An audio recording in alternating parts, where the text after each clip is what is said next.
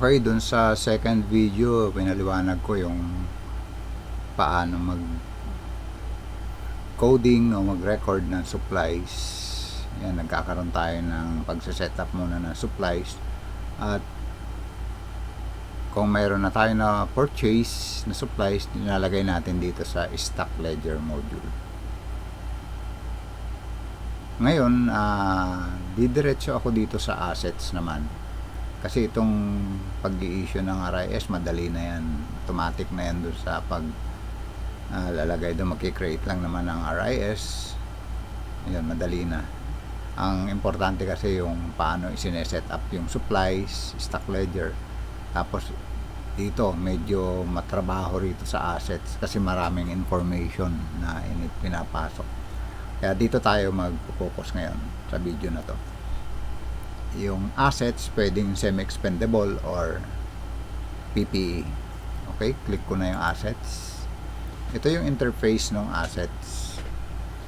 Ang gagawin natin, add lang tayo ng click lang tayo ng add asset button. Meron iba-ibang page ito. Iba-ibang page dito. May general info, may financial, yung assignment, kung kanino naka-assign yung asset, status o disposal, audit. Sa general info, nakalagay dito yung asset ID, unit cost, yan, yung property number. Tapos sa financial, yan, nandun yung mga information. Sige, mag-test tayo ng data. Click ako ng add asset. Yan, pag-click ng add assets, number 1 muna tayo. Tapos halimbawa, nakabili tayo ng laptop sa halagang 60,000. 1, 2, 3. Okay, 60,000. Ito sa category ID, PPE yun, yung 60,000 kasi above 50,000. Ano ba yung category o classification niya? Laptop, ICT equipment, laptop. Kaya i-click natin tong laptop, PPE. O pag-click ng category na ICT, makikita nyo, nag-assign na siya ng property number. ICT-LAP 2026, ngayong May 0001. Tapos dito may asset code na siya, ICT 0001, laptop, asset name, description. Ito yung nandun sa item categories dito, yung asset name, laptop, portable computer. Tapos lagyan natin ng brand, halimbawa Acer,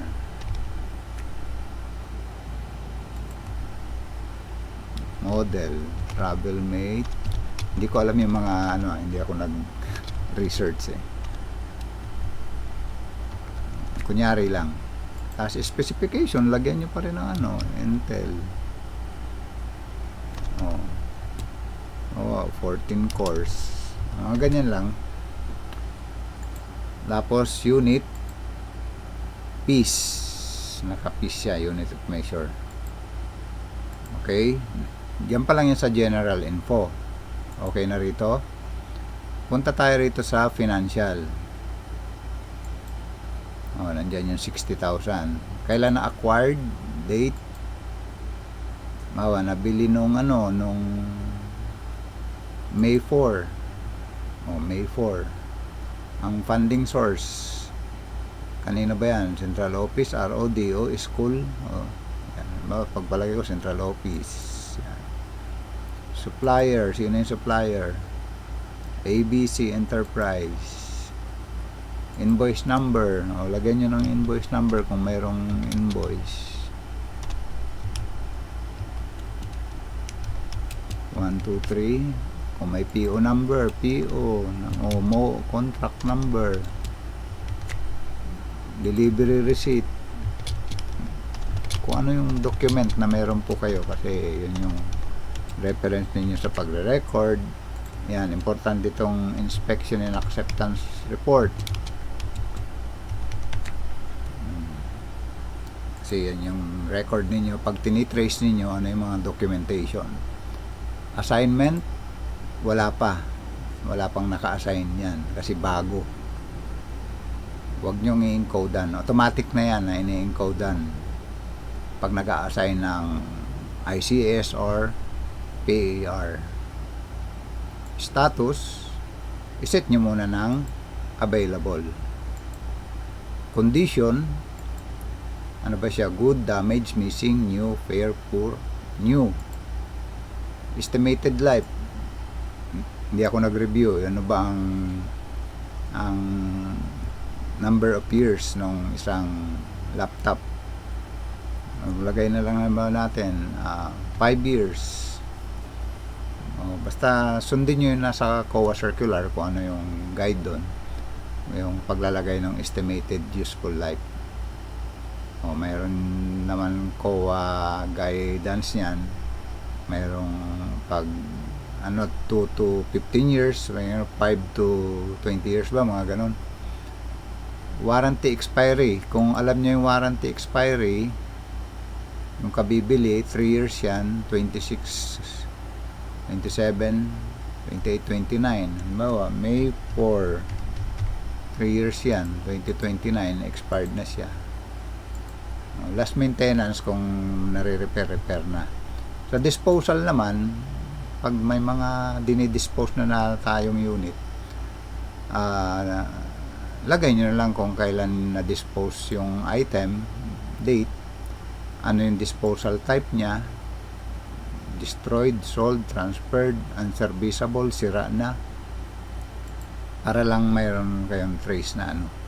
Tapos dito mayroong EIROP number, gagawa kasi kayo niyan, di ba, tapos waste material number, mga document na yan, parang reference nyo na lang once na dumating sa stage o period yung asset na i-dispose na siya.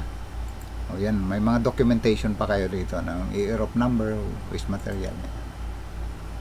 Kung mayroong sa audit naman, pwede kayong maglagay ng remarks dito kung ano yung naging siguro kwento ng asset na yan, para lang may basis din kayo. Kung parang check din ng COA, mayroon kayong mga remarks lang dito. Ganun lang yun sa audit nito. Okay na yan. Pasok na siya. Sa PPE yan. Ngayon, pag okay na siya, pwede na natin siyang i-post. Post natin kung kumpleto na. Huwag yung kakalimutan na hindi post yan. Kailangan may naka-check na rito na posted yan. Po-post, nag-add tayo, tapos pinumpleto na natin general info, assignment, blanco. Itong assignment, wag nyo intindihin yan, automatic yan pag nagtatransact na tayo ng mga ICS PAR. Status, pagbago yung unit, ma-edit natin yung status. Pero pag yung nililipat-lipat na yan sa may-ari na, may assignment na yan, wag nyo nang gagalawin yung automatic din yan na maglalagay niya na issued, ganun. Pag na-issue na sa ibang tao, may nakalagay na rito na employee, naka-issued na yung status niyan, automatic na yan na gumagalaw. Yung movement niya, may history na siya. Okay, post natin para recorded na yan. Asset posted successfully. Yan na, nag-check na siya, automatic na naka-check. Okay, mag-add pa tayo ng another asset. Click natin, add tayo ng another asset. Number 2 na, 2. Halimbawa, low value naman tayo. Low value, halimbawa below 5,000, 4,005.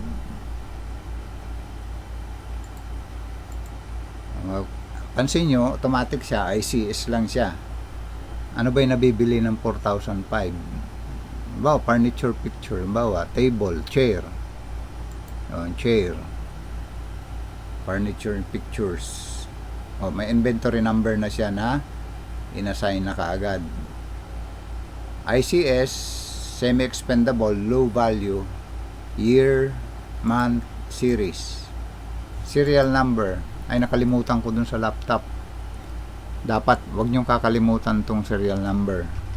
Kalimutan kong ilagay dun sa laptop. Mayroong serial number yon. Napaka-importante nun, nakalimutan ko. Serial number. Yung brand nito, nag-iisip lang ako. Sangyang, o ano, wala na, basta Junior Executive.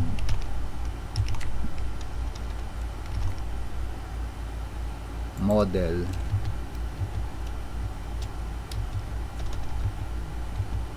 JE 5. Mga ganun lang. Kung ano yung makikita nyo dun sa item. Unit, piece. Financial, kailan na-acquired, palagi ko May 4 din. Funding source, central office, supplier, ABC Enterprise, invoice number, lagay nyo lang.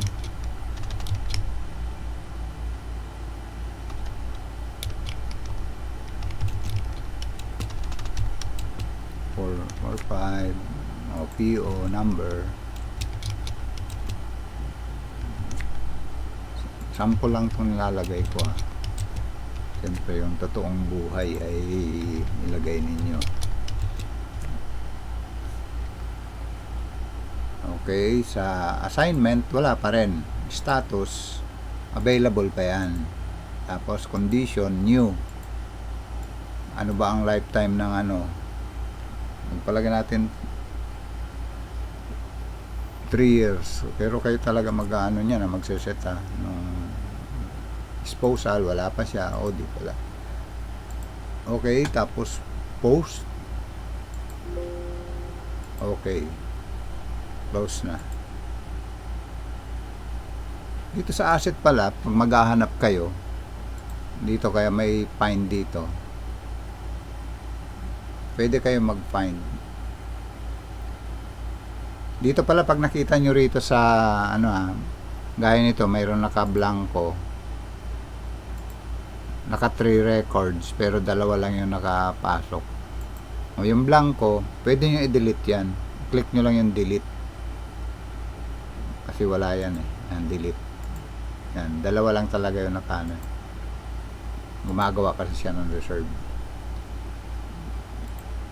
Pag magpapind kayo ng property, halimbawa, may nagpapacheck sa inyo, mayroon ng document yon, may document canvas yan. Parang ganito lang, ito, i-copy mo lang yan.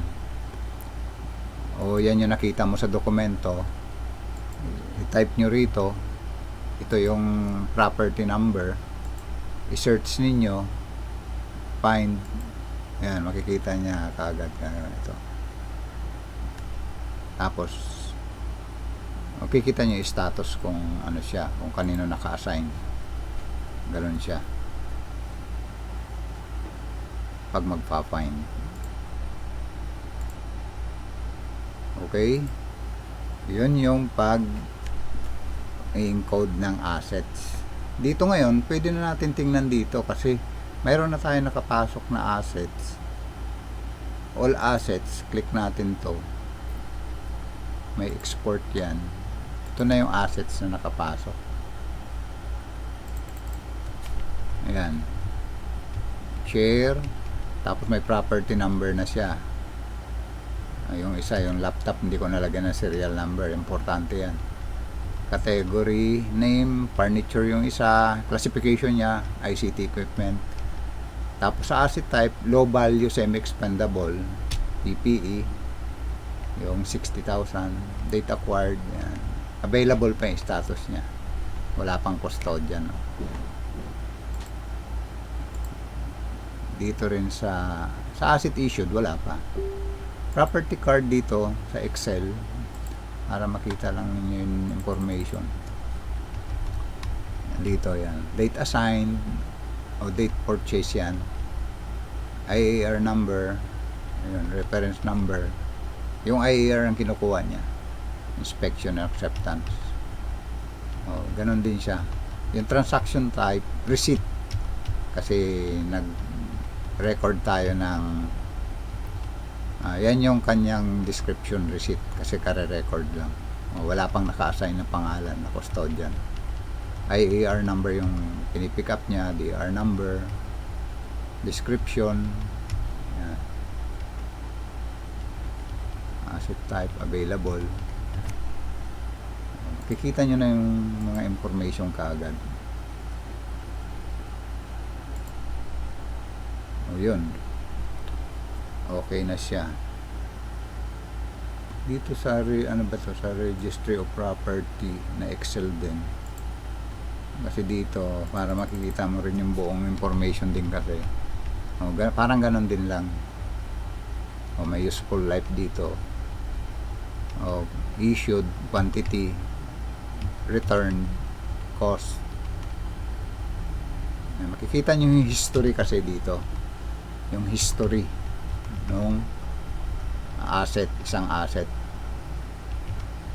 Kasi pag na-issue na yan sa isang custodian, employee, kikita nyo yan na naka-issue naman dito, o kaya naka-return kung binalik na. Yan, makikita ninyo yung movement ng property or asset. Okay, dun muna tayo sa assets, sa recording or coding or recording ng assets. Sa next video, yung ibang area naman. Okay, thank you.